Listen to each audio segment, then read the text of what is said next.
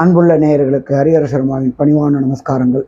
நாம் திருமணத்திற்கு, வண்டி வாகனம், வீடு குடி போகிறதுக்கு, இதை தவிர பார்த்தா புது வண்டி வாங்குறதுக்கு, குழந்தை பிறப்புக்கு லக்னம் வச்சு கொடுக்க சொல்லி நம்மள்கிட்ட நிறைய பேர் கேட்பாங்க.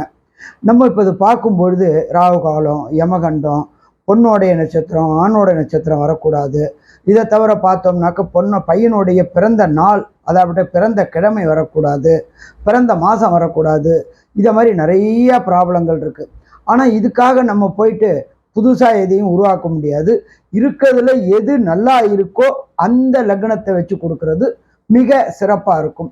அதுலேயும் பொறுத்தளவுக்கு பார்த்தோம்னாக்க சுப ஹோரைகள் இருந்துச்சுனாக்க சிறப்பாக இருக்கும். சுப ஹோரைகள் அதை இருந்து மட்டும் போதுமா அப்படின்னாக்க, ஒரு சில பேருக்கு பொறுத்தளவுக்கு பிரம்ம முகூர்த்த நேரமான 4 to 6 திருமணம் வைக்கிறது நல்லதாம்பாங்க. ரொம்ப ரொம்ப மிக நல்லது.